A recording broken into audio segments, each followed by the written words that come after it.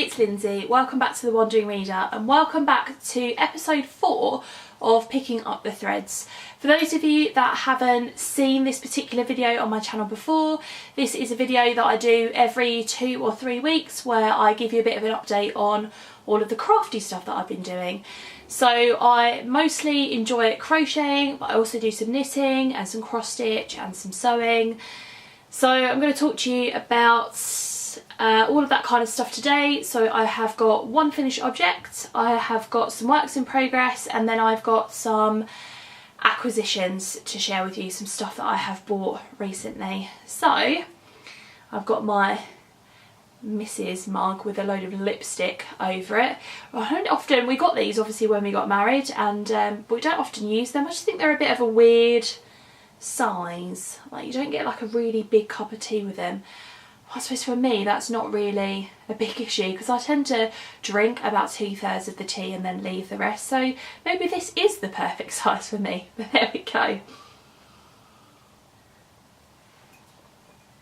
So the finished object that I have to show you, oh my god guys, I am so pleased with this. This is my finished Victoria shawl. I'm going to hold this up. How am I going to look? Let me just go back. Oh my god, it's amazing. I can't fit it all in the frame because it's quite big. When I last showed you this, I think I was maybe about halfway done with it. And obviously the bigger it grows, the more time it takes to work on it. But last weekend I was working on the border, and on Sunday I finished it off and I'm so pleased with it. So it's got these lovely puff stitches and sort of like lacy sort of detail in it, and then the border has got this lovely bit of ribbing here, and then it's got these sort of scalloped shell sort of edges to it. It's really, really pretty. This is made out of Drops alpaca in the, I don't think there's a particular colourway to it, but it's like the light grey colour. I have blocked this. Now, I don't really know an awful lot about blocking, so I bought some of those mats where they're like spongy sort of kids play mats where you sort of push them together a bit like Lego bricks, like that sort of idea. And I got a spray bottle, and all I did with this was I just sprayed it all and then sort of like stretched it to the shape that I wanted it. I didn't, stretch is probably the wrong word, I sort of put it into the shape that I wanted it and then left it to dry basically. And here we go. It's, I don't know whether it's actually done anything to it. Not really sure about that, but because it wasn't acrylic, because it was 100% wool, I wanted to do something like that with it because I just thought it would help the wool to be a little bit more springy, but also maybe for the stitch definition to be better. I don't know whether that's actually the case. Not au fait with these things at all. If anybody has got any good advice on blocking or can point me in the direction of some good videos to watch or some blog posts to read, please leave that in the comments below, because I would be so interested in learning more, because yeah, I'm a real novice and don't really know what I'm doing. So yeah, but this is just amazing. So I can wear it in a couple of different ways. So firstly, like over my shoulders like this, and then you get like the bit at the back, hopefully you can see that, and it all hangs down and it just looks so lovely and romantic. I can imagine wearing this over a dress or something like that to wrap around myself. So yeah, that's going to be really, really lovely. And then also I suppose a bit more like this underneath my coat or something kind of like that. But also I was thinking, and I don't know, you guys can tell me what you think this looks like, because I'm not 100% convinced. I did wrap it round myself, let's just see, like this. Yeah, and I didn't know whether, can you see what, yeah, I didn't know sort of whether that looked right, as it were. It was just untuck my hair. But I don't think it looks too bad, and actually it's quite warm. So yeah, I think it will be quite nice like that. I can wear it again under a coat or on top of a nice you know, top at work or something like that. I don't really know, but it's really pretty, and I'm really, really pleased with it. It took me, I would say, because I started this before not before Christmas, I started it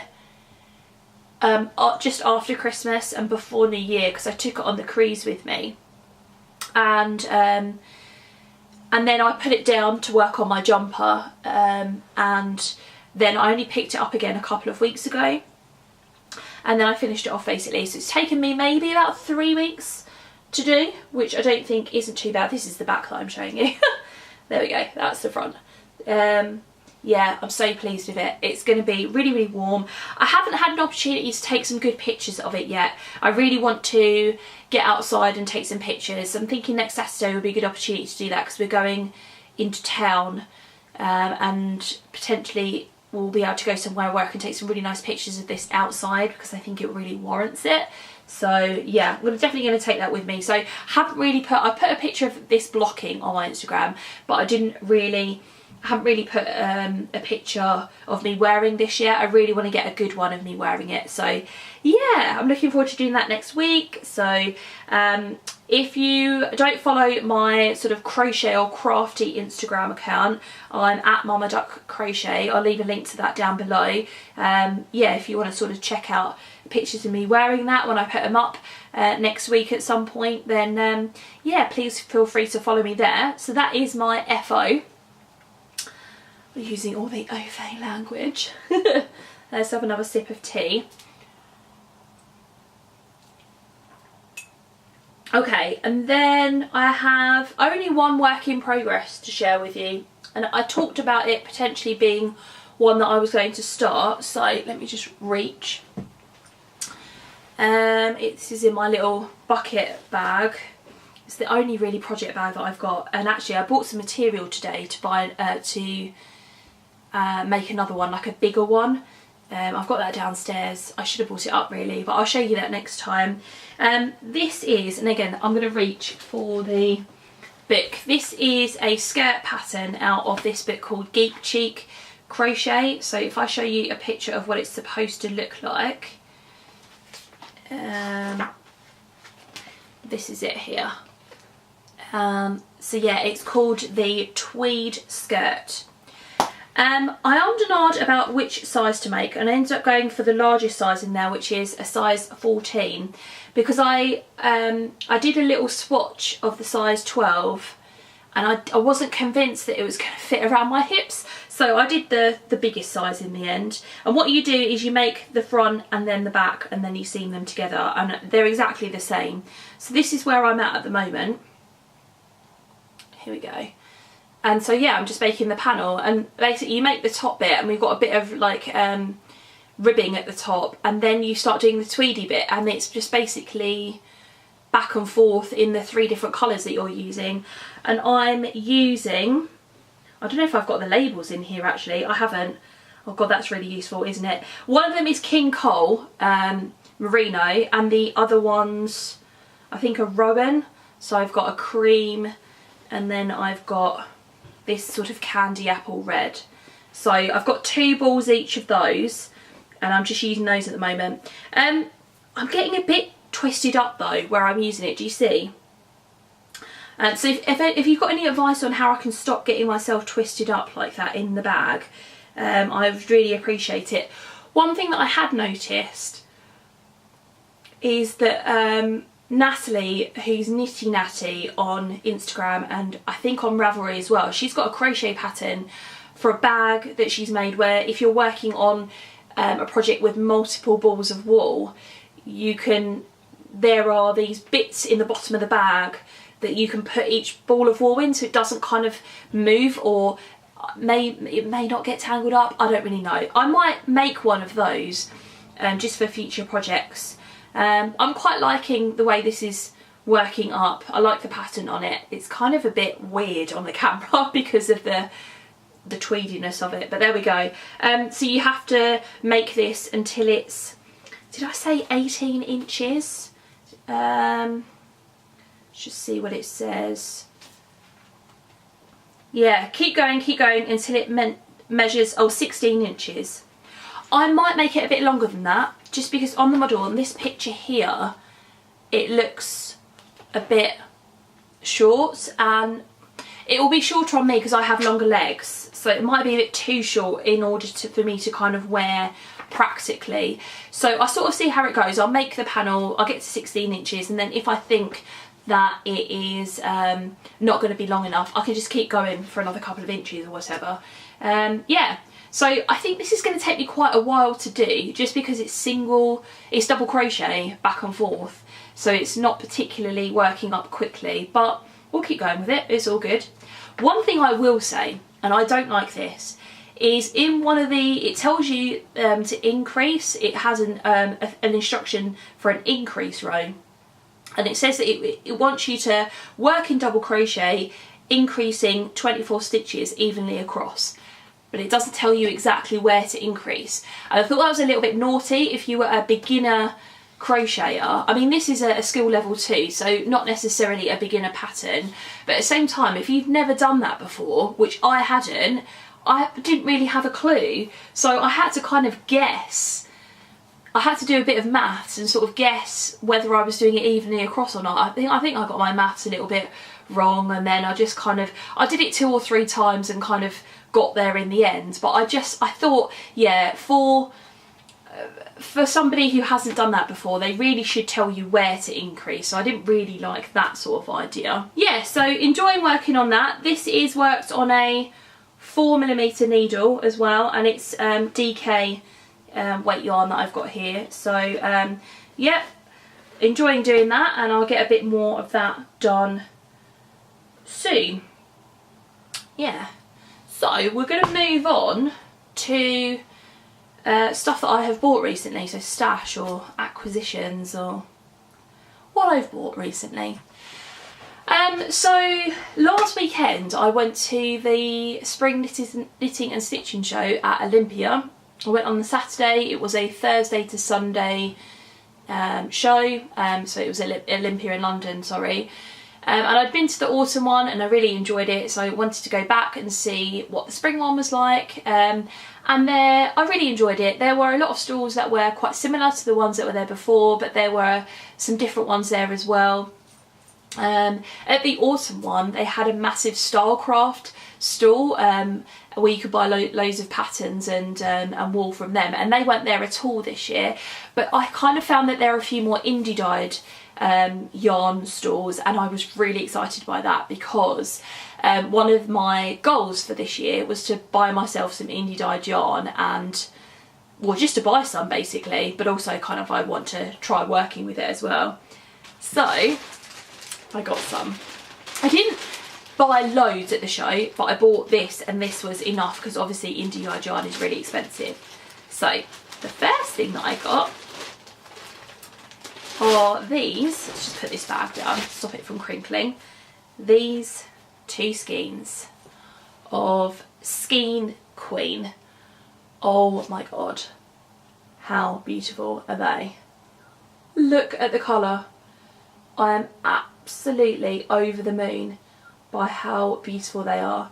So this is a 4-ply fingering weight yarn. It's 100 grams, 425 metres, 75% superwash merino, 25% nylon, and it's on their crush base, and this is in the colourway Lighthouse.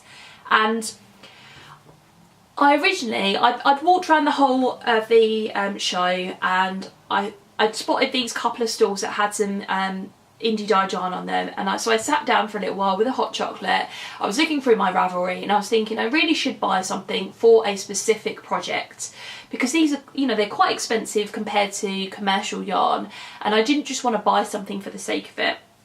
So I kind of flicked through and I saw a few projects and things like that, and then when I went back to the stall, because I didn't have just one project in mind, I had a few, I was a bit overwhelmed again. So I made the decision I was just going to buy 2 skeins of finger and weight yarn in a colour that I really enjoyed, and then figure out something to do with it afterwards. And I have actually got a project in mind for this, which I can't share with you at the moment. I'll talk a little bit more about that later. Well, no, I won't actually. Basically, it's a I'm doing my first crochet pattern test, which I'm absolutely ecstatic about, but I'm not allowed to talk about it, so I'm not going to. It's a secret test, yeah, so I can only talk to you about that when I have finished it and the pattern's been released.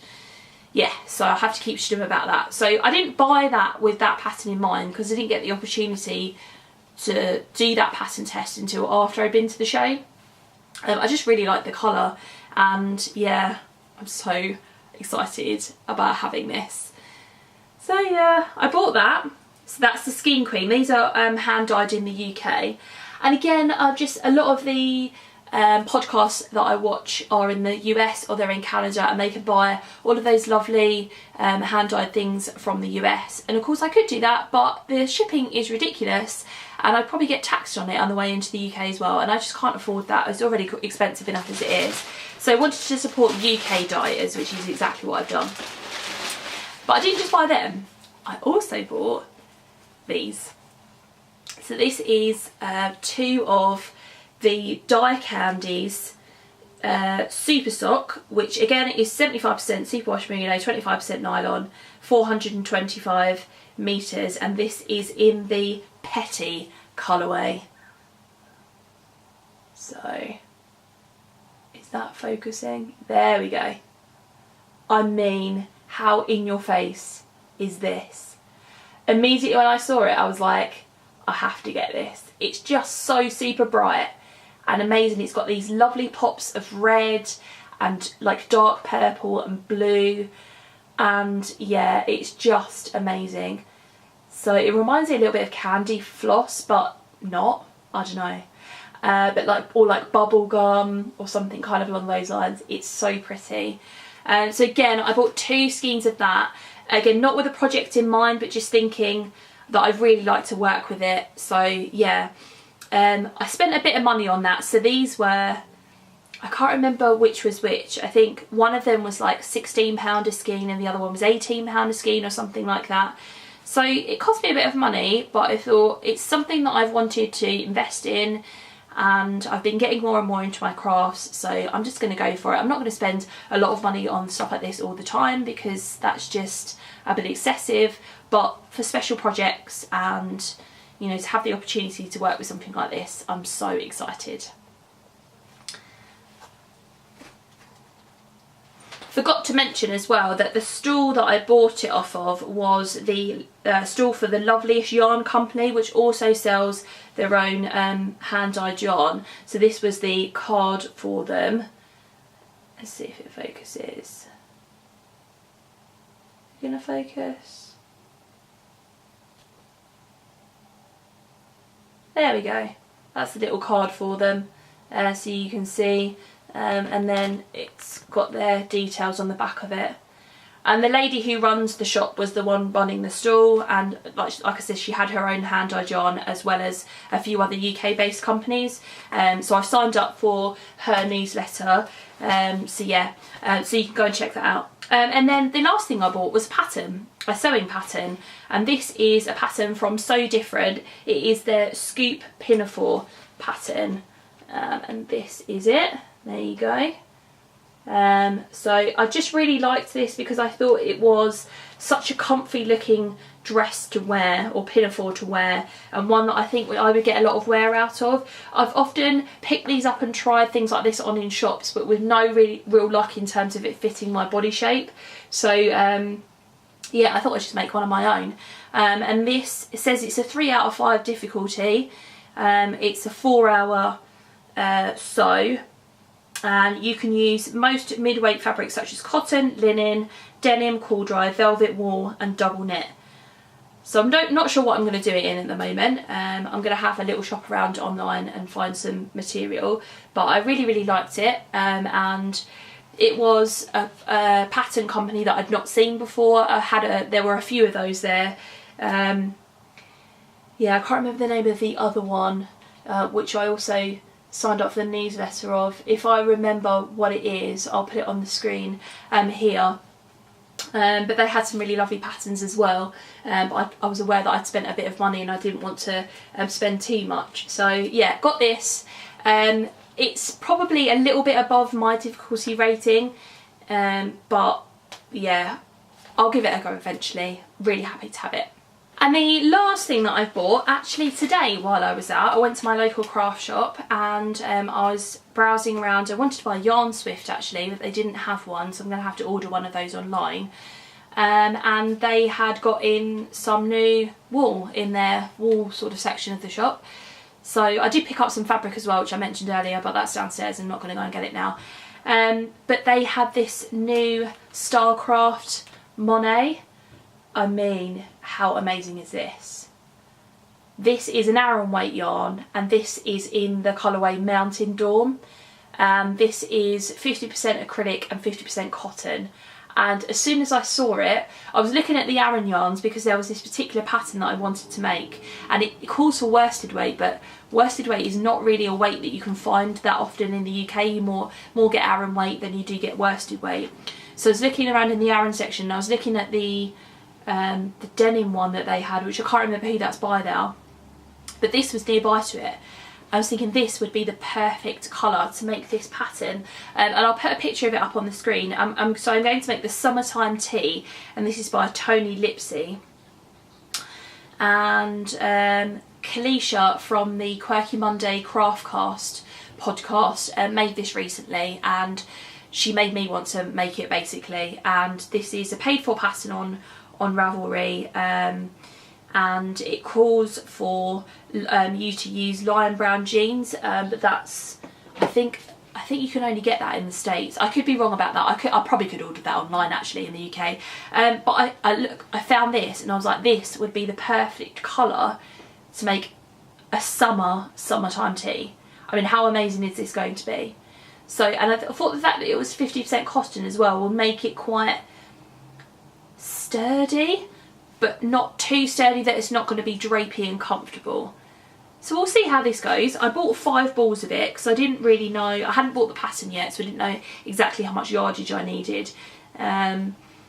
So I just knew that the small called for about 750 yards. So I thought each one of these is 200 yards. So I thought if I bought 5, that might be enough to do the size that I need.